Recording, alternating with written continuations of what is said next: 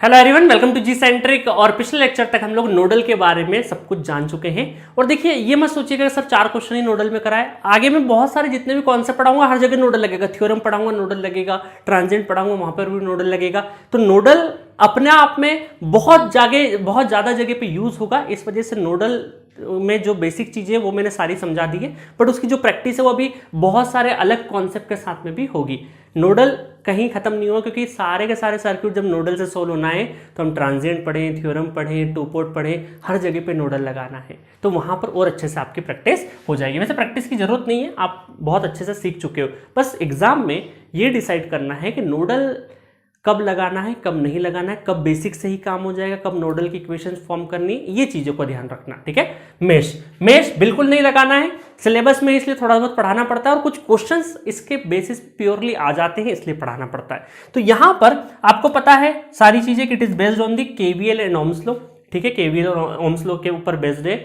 दूसरा है कि यहां पर इक्वेशंस कैसे, जैसे वहां पर हमारे नोडल में क्या था, वोल्टेज पहले आइडेंटिफाई कर लो, एक रेफरेंस नोड हो जाएगा, और फिर वोल्टेज असाइन कर लो रेफरेंस नोड को छोड़ के, और फिर सॉल्व करना है। सिमिलरली यहाँ पे मेश में क्या होगा, इस तरीके से आपको नेटवर्क गिवन होगा, तो हमें क्या करना है, लूप आइडेंटिफाई करना है। लूप आइडेंटिफाई कर लिया, लूप आइडेंटिफाई करने के बाद हमें चाहे एंटी क्लॉकवाइज चाहे क्लॉकवाइज अपनी मर्जी से करंट फ्लो करवा दो उसके अंदर, देन हमें केवीएल लिखना है। इतना सा है आपका मेश का। अब यहाँ पर एक चीज आती है कि नंबर ऑफ आपका इक्वेशन कितना बनेगा, number of equation, loop equation कितनी बनेगी, नंबर ऑफ इंडिपेंडेंट है ना, इंडिपेंडेंट लूप इक्वेशन। तो ये आ जाएगा आपका b माइनस एन प्लस 1 है ना। ये फॉर्मूला याद रखना, ये फॉर्मूला कितनी इक्वेशंस बनेगी, कितने नंबर ऑफ लूप इक्वेशन, ये लूप इक्वेशन कितनी बनेगी, ब्रांचेस, नंबर ऑफ नोड, और ये है 1। ठीक है, number of branches, number of node और 1, ये तीनों का नंबर ऑफ ब्रांचेस लिख देना, नोड लिख देना, 1 कर देगा, तो आपको लूप की इक्वेशंस आ जाएगी, कितनी इक्वेशंस बनेगी। ठीक है, चलिए बाकी हम लोग स्टार्ट करते क्वेश्चन से। ये क्वेश्चन है जो कि 2018 में आया। मैंने बताया था ना अभी थोड़ी देर पहले कि कुछ क्वेश्चन होंगे जहां पर मेश से ही आपको क्वेश्चन सॉल्व करना है। तो प्योरली देखिए यहां पर in the given circuit the mesh current I1, I2 and I3, आपको करंट फ्लो करवा के रखा है, डायरेक्शंस गिवन है, सब कुछ गिवन है, आपको I1, I2, I3 की वैल्यू निकालना है। तो अब इस क्वेश्चन को पर्टिकुलरली हमें मेश से ही करना पड़ेगा, क्योंकि नोडल लगाने जाएंगे तो बहुत चीजें हो जाएगी, क्योंकि हमें पहले नोडल लगाएंगे फिर करंट निकालेंगे, बहुत दिक्कत हो जाएगी। तो डायरेक्टली क्योंकि हमें करंट ही पूछे हैं, तो उस क्वेश्चन के पूछने का सेंस ही क्या है कि आपको मेश से लगाना है, मेश से या लूप एनालिसिस से सॉल्व करना। मेश को लूप भी बोलते हैं। ठीक है, चलिए तो यहां पर इस इक्वेशन को सॉल्व करना है। तो अब देखिए यहां पर क्या है, एक आपका ये जैसे ये है हमारा रेफरेंस नोड। अब अच्छा, नोड की जरूरत ही थी क्योंकि हमें नोडल की जरूरत नहीं। देखिएगा यहां पर ये आपका आइडियल करंट सोर्स, आइडियल दो लूप के बीच में अगर एक आइडियल करंट सोर्स अवेलेबल होता है तो इसको बोलते हैं हम लोग सुपर मेश, है ना। वहां पे सुपर नोड था, यहां पे क्या है, सुपर मेश।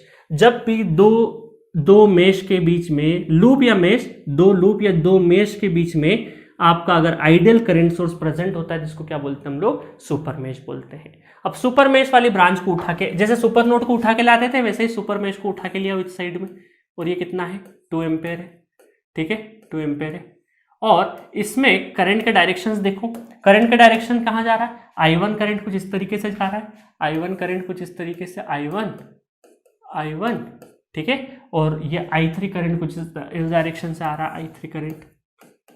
तो मुझे बताइए ये जो एरो है 2 एम्पेयर का एरो है, किससे मैच हो रहा है, I3 से मैच हो रहा है, I1 से मैच हो रहा है, I3 से मैच हो रहा है। तो क्या हम ऐसा लिख सकते हैं यहाँ पे, जिससे मैच हो रहा है वो पहले आएगा I3 माइनस ऊपर अपोजिट कौन है, I1, इक्वल टू कितना हो जाएगा, 2 एम्पेयर हो जाएगा।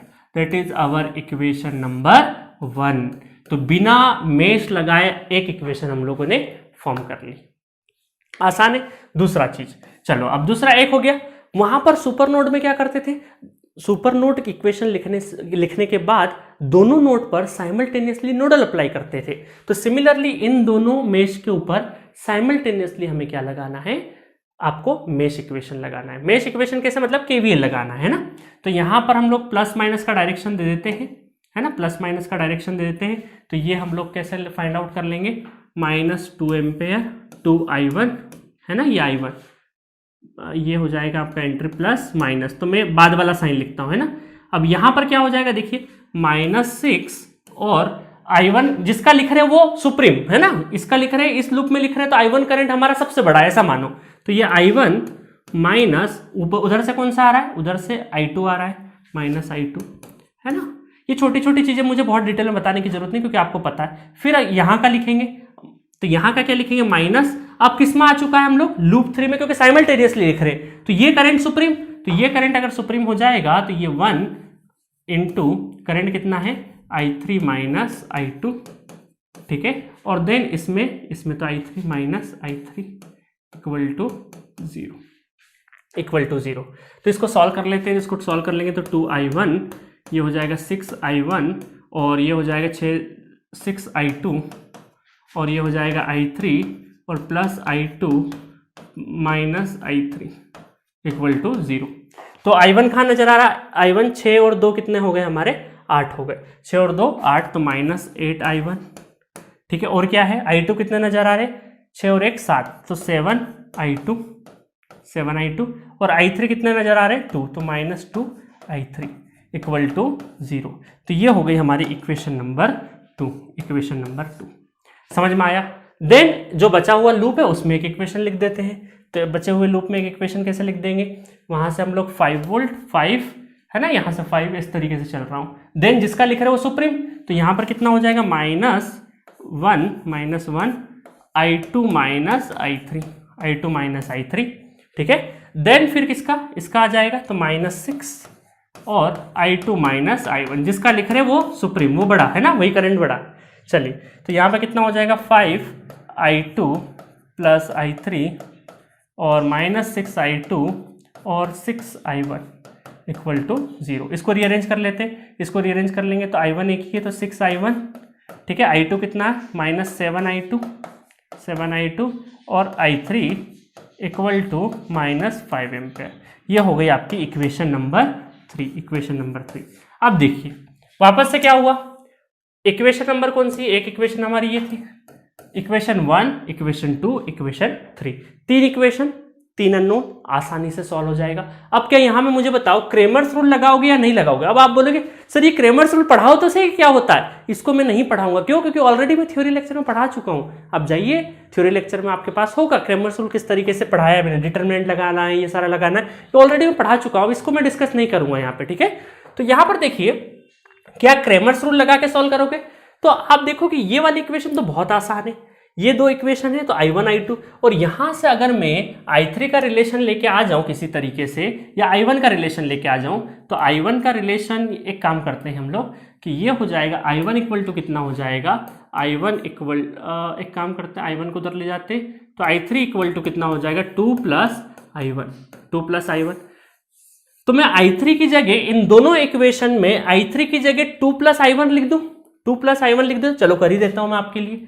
I3 की जगह में क्या लिख देता हूं 2 प्लस I1, तो ये इक्वेशन क्या हो जाएगी, ये इक्वेशन देखिए, ये इक्वेशन हो जाएगी -8I1, ठीक है, 8I1 और प्लस 7I2 और इस इक्वेशन में मैं यहाँ पे 2 की जगह कर देता हूँ तो -2 प्लस I1 इक्वल टू 0। इसको रीअरेंज कर देता हूँ सबसे पहले, तो I2 तो 8 और 2 कितना हो गया, 8 और 2 10, 10I1, ठीक है, और प्लस I2 कितना 7I2 और 2 और 2 4 है ना, तो ये -4 तो उधर जाके +4, ठीक है, ये हो गई इक्वेशन।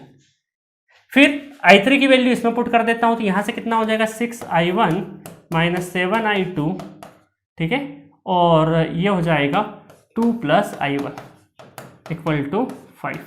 तो कितना हो गया ये 6I1, 6 और 7, ये हो गया 7I1, ठीक है, 7I1 और ये हो जाएगा -7I2, ठीक है, 7I2 और ये माइनस का है माइनस, तो यहाँ पर -5 और उस साइड में 2 चले जाए तो -7 चले जाएगा, ठीक है। तो अब उठा के इसको मैं यहाँ पे लिख सकता हूँ, अब मैं उठा के यहाँ पे लिखूंगा। अब सॉल्व करता हूँ, अब सॉल्व कर दूंगा इसको तो कितना हो जाएगा 7 7 कैंसिल, ये कितना 3I1 -3I1 और ये मेरा हो जाएगा आपका 7 में से 7 में से 4 गए तो -3, तो ये हो गया I1 कितना हो गया 1 एम्पेयर, ठीक है। I1 1 एम्पेयर आ गया तो I2 निकाल लीजिए, I2 क्या आ जाएगा, ये I3 आ जाएगा, I3 आ जाएगा आपका I3 आ जाएगा 2 + 1 3 एम्पेयर। ठीक है, तो I1 और I3 को मैच कर लीजिए, शायद आंसर उसी से आपका आ जाएगा, I1 और I3। तो ए ऑप्शन करेक्ट आ रहा है आपका। ठीक है, ये 1 एम्पेयर और ये 3 एम्पेयर, तो A is the correct answer. I2 निकालने की भी जरूरत नहीं पड़ी। समझ में आया तो किस तरीके से हमें क्वेश्चन करना है, 3 इक्वेशन वाला।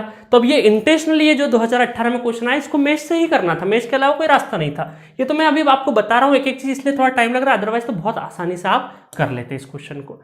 ठीक है, मजा आया।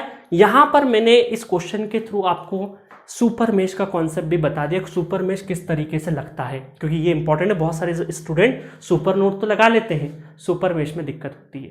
चलिए नेक्स्ट क्वेश्चन एक और करवा देता हूं मेश को। चलिए नेक्स्ट क्वेश्चन देखते हैं, क्वेश्चन नंबर 34। ये गेट 2020 का क्वेश्चन है। ठीक है, I1, I2, I3 in the figure shown below are mesh current, the correct set of mesh equation for this current in matrix form. ये देखिए जो मैट्रिक्स फॉर्म नजर आ रही है, ऐसे ही हम लोग क्रेमर्स रूल लगाते हैं, तो मैट्रिक्स इक्वेशन में करके वो डिटरमिनेंट वगैरह निकाल के करते हैं। ठीक है, पूरा क्रेमर्स रूल आप फुल वर्जन है नेटवर्क थ्योरी का जिस सेंटर एप्लीकेशन पे, वहां पे देख सकते हो। अभी सिर्फ क्रैश कोर्स कर रहा हूँ।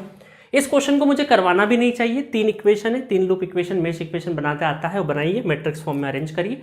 बस हाँ ध्यान रखना, यहाँ पे V1 V2 माइनस V3 है, V1 V2 माइनस V3, इसमें प्लस V3 है, तो इनका ध्यान रखना। कई बार आपके आंसर्स आएंगे और प्लस माइनस की वजह से अगर मैच नहीं हो तो ये आप ध्यान से देखना, क्योंकि बहुत सारे स्टूडेंट गड़बड़ कर देते हैं।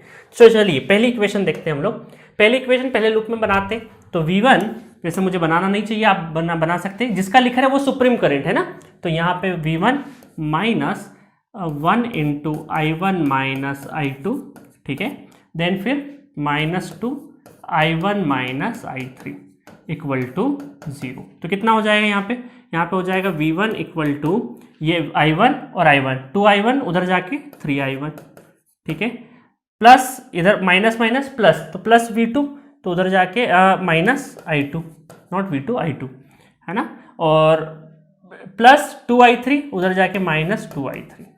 तो पहला जो है आपका मैट्रिक्स का वो आपका आ जाएगा 3 -1 और -2, और यहाँ पे पूरा करंट अरेंज कर लेना और इक्वल टू ये V1 अरेंज कर लेना। ठीक है, तो देखिए पहला निकालने के बाद आपको अगर ऑप्शन है तो एलिमिनेट कर लिए, क्योंकि हो सकता है आपका आंसर ही आ जाए फाइनल। 3 -1 -2, 3 -1 -2, 3 -1 -2, 3 -3 आ गया। इधर भी देख लीजिए, इधर प्लस है, मतलब सही है हमने जो इक्वेशन निकाली। तो ये दोनों ऑप्शन जो है हमारे मैच नहीं हो रहे, ये दोनों ऑप्शन हमारे मैच नहीं हो रहे। अब ऑप्शन सिर्फ और सिर्फ सी और डी ही मैच हो रहे हैं, जिसमें आपका पहला 3 -1 -2, 3 -1 -2 अवेलेबल है।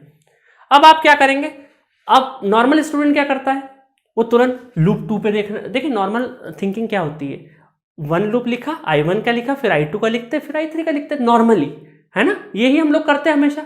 बट इन्होंने चालाकी से क्या किया, देखिए सेकेंड लूप लिखने का मतलब नहीं है, क्योंकि सेकेंड वाले का एलिमेंट -1 3 -1 -1 3 -1 एग्जैक्टली सेम है। तो अगर आप सेकेंड लिख भी लोगे तो उससे आप आंसर डिफरेंशिएट नहीं कर पाओगे, करेक्ट आंसर कौन सा है, ऑप्शन डिफरेंशिएट नहीं कर पाओगे। तो इसका मतलब है कि सेकेंड को लिखो ही मत, डायरेक्टली थर्ड को लिखो, क्योंकि थर्ड में आपका थोड़ा थोड़ा डिफरेंस है ना, तो थर्ड को लिख देते डायरेक्टली।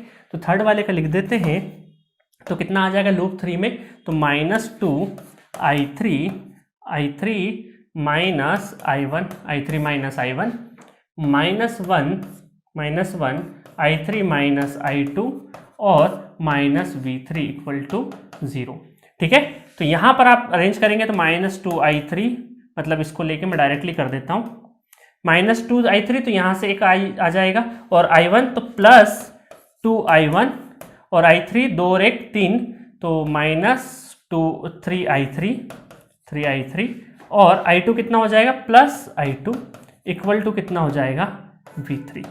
ठीक है, अब आप देखिए यहां पर आपको -V3 के फॉर्म में लिखना है, मतलब आपको ये -V3 तो इधर रहना है, ये पूरा इक्वेशन उधर उठा के लिखना है। मीन्स आप ये कर लीजिए, साइन ही चेंज कर देते हैं ना, ये माइनस होगा, ये माइनस हो जाएगा, ये प्लस हो जाएगा, ये माइनस हो जाएगा, मतलब अल्टीमेटली इक्वेशन आपकी क्या आ जाएगी, -2 I1 और I2 पहले कर देते हैं, तो -I2 + 3I3 equal to -V3। ये इस चीज का ध्यान रखना, क्योंकि ये मैट्रिक्स में हमें ध्यान नहीं रहता है। तो क्या हो जाएगा, तीसरा पैरामीटर कितना हो जाएगा, -2 -1 और 3, -2 -1 और 3, -2 -1 और 3। तो -2 -1 और 3 और -v3 है, इधर -v3 है। इसका मतलब है कि थर्ड वाला हमारा C is the correct answer for this question.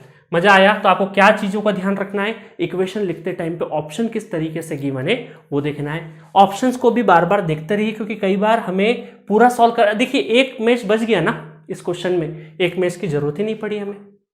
ठीक है, आया समझ में? चलिए, तो यहां पर आपका मेश का कॉन्सेप्ट पूरा फिनिश होता है। मेश को बहुत अच्छे से हम लोग थ्योरेटिकल भी देख लिया, और इससे जितने भी जुड़े हुए थे जो क्वेश्चंस जो बन सकते थे, बेस्ट पॉसिबल क्वेश्चन बन सकते थे, वो करना है। नॉर्मली अगर कोई क्वेश्चन पूछे तो उसको नोडल से करना है, मेश से नहीं करना। That is the golden rule. Next topic की तरफ बढ़ते हैं।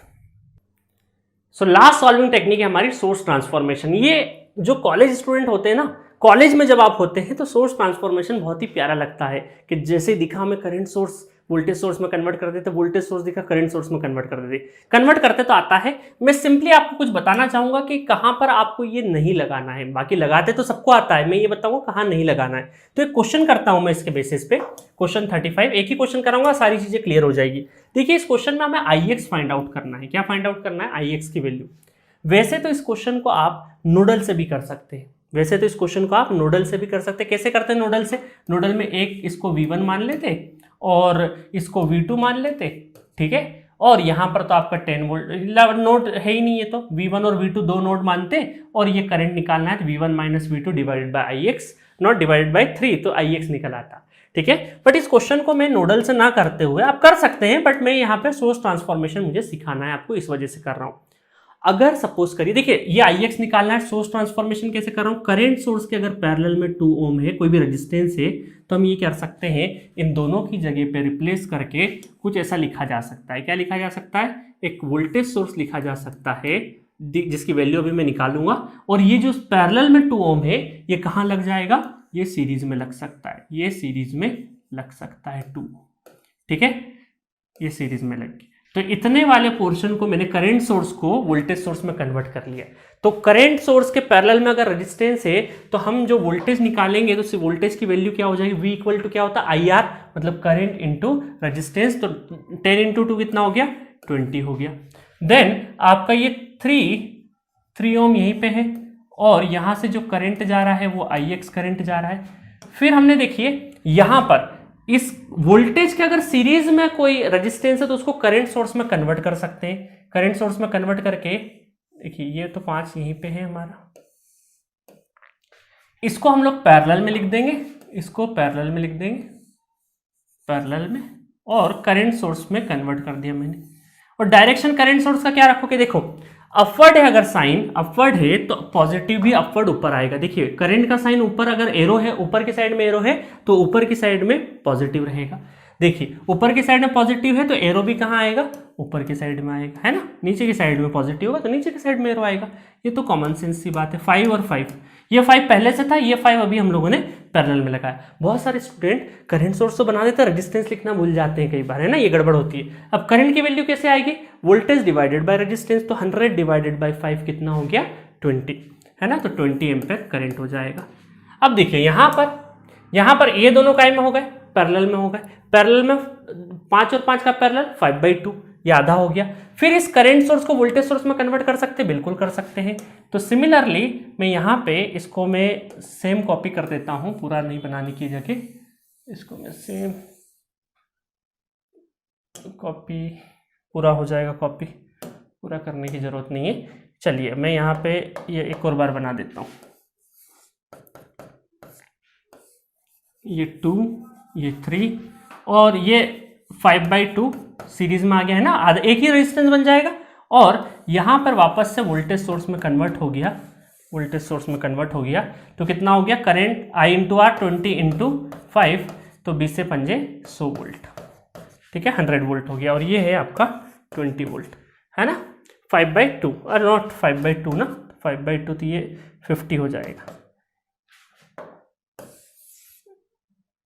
ये 50,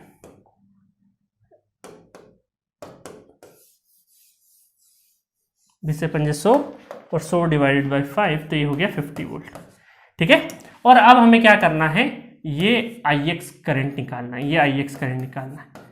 और ये आई एक्स करंट की वैल्यू आप तो निकाल ही लोगे। करंट की वैल्यू कितनी हो जाएगी, 20 माइनस 50 डिवाइडेड बाय 3 और 2 5, 5 और 2.5, ये हो जाएगा हमारा 2.5, तो 7.5, और ये हो गया आपका 70।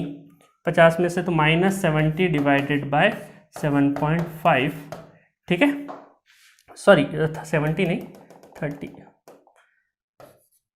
-30 डिवाइडेड बाय 7.5, ये हो गया 25, 3 75, 25 से कम 25, 5 25 दूना और 3 चौक 12, मतलब -4 एम्पेयर इज दी आंसर। तो -4 आंसर आ गया, ठीक है। अब ये आप बोलेंगे सर आपने इतना बड़ा बड़ा सोर्स ट्रांसफॉर्मेशन लगाया, हम तो नोडल से 2 मिनट में कर देते। बिल्कुल कर देते, नोडल से कर सकते।